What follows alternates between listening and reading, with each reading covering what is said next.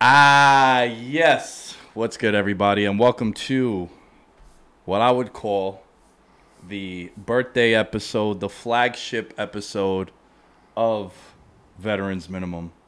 It is the 8th annual NFL preview show, which means it's the 7th birthday of Veterans Minimum.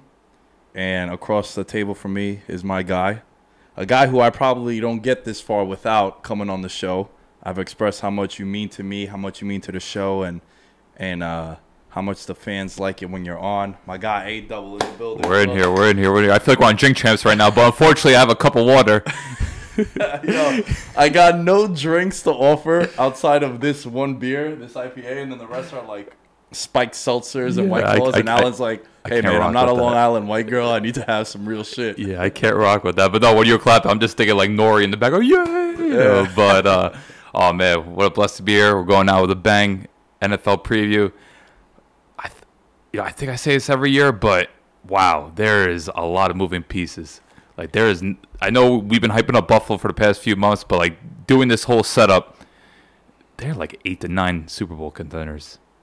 I think you make a strong case for a decent amount of teams. Yeah, man. I mean, we did that draft of teams we think can win the Super Bowl, and we stopped at 10. But then in that discussion, we were saying, there might be like 4 or 5 more. Like there were 2 more legit ones. I forgot which ones they were. But then we had 3 like.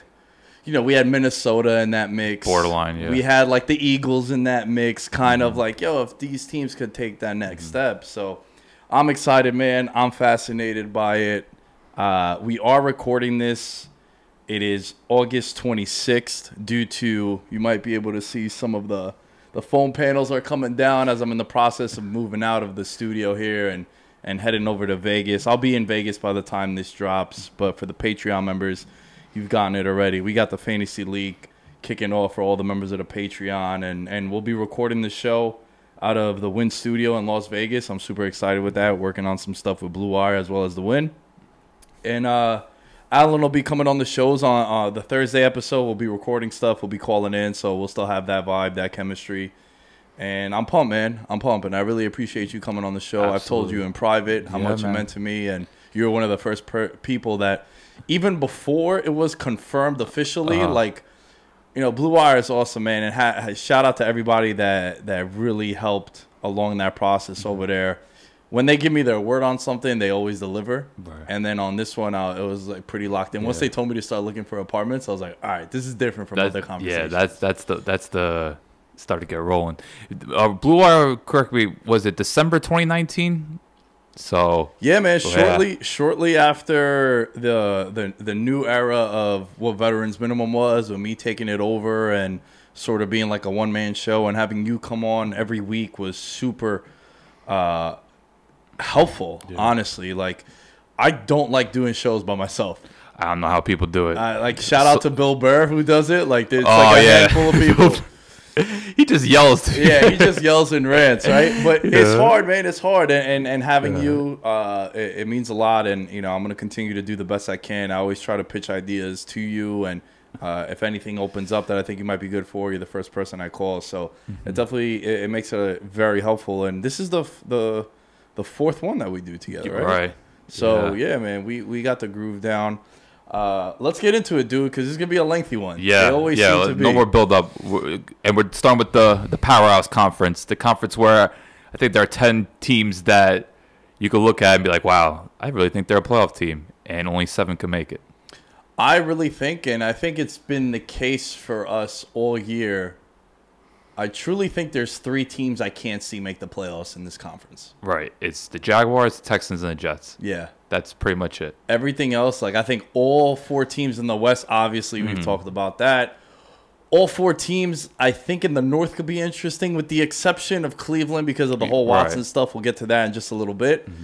And then, in the South you got 2 teams. In the East you got maybe 3 teams. So it's going to be loaded. Yeah. I'll give you the choice. What division do you want to start with? I think it makes sense to start AFC East. Okay. Yeah.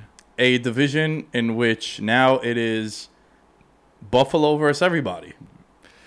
I think it's Buffalo versus the conference, but but this in particular, just because I think the Bills have been so dominant in this division. Minus, I know people are going to bring up the weird Monday night game where the Patriots ran the ball 38 times, maybe even more. The only thing I remember is like Mac Jones threw the ball 4 times, I think, 3 or 4 times. 2 for 3, 15 yards. I just remember that stat total, and then I think 12 of the yards was on like a bubble screen. So, besides that, like the Bills have really ran this division, and you want to talk about just how they built up this roster. It's scary. Like the way they've invested, and you can just tell like the pressure's on, but they have all the assurances where just like we're ready for anything. Like I think they're more well equipped defensively this year. I don't think there's gonna be any shortcomings there. The receivers, Cole Beasley's getting a little older. Same for Emmanuel Sanders. We'll bolster it with Jameson Crowder. We'll re-sign Isaiah McKenzie, and then Gabriel Davis can take a huge step up. Then we got now a more complete running back. I just think across the roster they've made upgrades. And I know there's a little bit of concern with no Brian Dable, but I do like the fact that they kept it in-house. Keeping Ken Dorsey, I think, is a very important move because I've seen teams in the past where a huge, influential play caller leaves and they go outside higher, and it kind of falls apart. I landed that with Kyle Shanahan. I got Steve Sarkisian. Offense was never the same. So I do like the fact that the Bills have kept it in-house, and I just think they're such a well-formed unit, and it's going to be really difficult to stop them. If you are into advanced analytics, and I'll comment on what you said as well. If you're into advanced analytics and this new, like, pro football focus, football outsider stuff, based off point differential, they underperformed last year. Yeah. They were they should have been a 14-win team based off the point differential and where you would end up. When you lose Urban Meyer's Jaguars, it's a problem. Right. And you also open up the season and lose to Pittsburgh at home. Oh yeah, that was an ugly one as well. Yeah. So they underperformed. They had the second fewest injuries in the league based off starters that missed games. That's going to be a common thread throughout this podcast. It's one thing that I really like looking at when I'm handicapping. Raven fans are looking forward to their segment. Dude, wait until you hear the numbers on that one, right? So I personally, as I'm looking at their schedule, I have them favored in all but one game. Mm-hmm. I kind of like their schedule a lot because traveling is a big part of it, right? Are you playing a Sunday night game on the West Coast or a Monday night game on the West Coast, then you got to come back home for a 1 o'clock Sunday game? Like, that shit means a lot to me. I think there's fatigue. Talking with Will Blackman often, he's like, yeah, bro, that shit is whack when you play Monday Night Football and then you got to play Sunday at 1 o'clock and you're in a different time zone. So that was very insightful. But they play their Thursday Night Football opener is against the Rams in the West Coast, which is probably the best time to play a Thursday night game, right? Absolutely. Or to play in a different time zone. Right. You don't have to worry about, you're coming off a short week, you got to travel. Like, that's ideal for them. And then they play the Packers off a bye, which is considered one of their harder games, rightfully so. What would you say is your main concern with Buffalo? Because I have one. I want to see if we're on the same page. Because you look top to bottom, they're loaded everywhere. They have all pros pretty much everywhere on the field. I think it's got to be the secondary just because. But where exactly? Oh, it's got to be a corner. Because I love their safeties. Poyer and Hyde is as good as it gets. It's just the corners with Tre'Davious White. Here's rehab's going a little slow. And he's going to come off the pup. Yeah. They lose Levi Wallace in the offseason. Right. And Elam hasn't had a great training camp for her, their first-round pick. And also, like, how many rookie corners come in and are just lights out? That's a very good point. The last one I could think of is like Patrick Peterson. Ooh. And then you also had like, damn, that's so long. I know, and you also had like Marcus Peters, but Marcus Peters was getting fried, but he would have like that interception. Yeah, it was the Trevion Diggs. Yeah. So that's where I would be concerned with Buffalo. I think they're super motivated. I think Josh Allen is so fucking locked in, especially how they went out. And I love the addition of James Cook in the backfield, too. I think he's going to be a beast for them. Can I just make a point? Marshawn Lattimore was really good his rookie year. Oh, word. Well, that class was epic, too, man. With Kamara, Ramczyk. Yeah, and then him coming out. Yeah, good point. Good point. He was definitely a beast. Yeah. So, to me, I think Buffalo, like, I personally have them winning the division. Mm-hmm. I think Buffalo has all the motivation, and they should, to be the 1 seed. We've talked about, and from experience living up there for 2 winners, you want those games to have to go through Buffalo in January. It's not going to be a good time, bro. It is unbearably cold, and there's snow, and it sucks. Yeah. So to me, they're the cream of the crop in this division. Might be in the whole league. They are the Super Bowl favorite, and I have them winning this division. Yeah, same here. And I think with them getting the 1 seed, they'll hold off early in the season, but later in the season and then the playoffs, like we saw, they'll give Josh Allen 10 carries. They'll go power, and they're like, all right, try to stop our superhuman quarterback. Like, that's a huge advantage. And he's someone that's acclimated to playing that cold weather. So that's another factor you have to look at when it comes to why the Bills get that 1st seed. I'm down with that. Yeah. Like, don't do what Zach Wilson tried doing in a preseason game, right? I want you to, when the chips are down, and this is why you play. This is what you're going for. Yeah. Like, in the playoff game, run Lamar Jackson 25 times if you need to.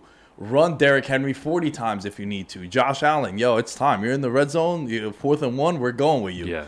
So, to me, that's cool. I got some scheduling notes on this one, and let me see where your head's at. 4 of Buffalo's first 6 games are on the road. We talked about the opener against the Rams. Then there's trips to Baltimore and Kansas City before a Week 7 bye. So, some tough games coming out the stretch in 4 of the first 6. Right. Well, when you win first place previous year, you're going to get those big battles. So it's to be expected. When I pitched the idea to you about storylines for the Bills, I said the expectations. Has that changed at all for you? No. Like, to me, they're ready to go. And they're proven too, right? Yeah. And I didn't even mention Dawson Knox either. I feel like he could take another step forward, another big play threat. They just have so many big play threats, and I feel like in the red zone they could go 4 or 5 different ways. And then with the James Cook influence now, bringing him in, it's just there's so many moving pieces. Like, how do you game plan for this? So that's the biggest thing. I know the O-line could be a little shaky, but they have enough guys there. I think Roger Saffold is a good pickup. So, this team's ready to go. This is the one team you look at. It's like at least Super Bowl appearance. Then we'll see what happens in the Super Bowl. But for them, it's just like they have to get there at this point.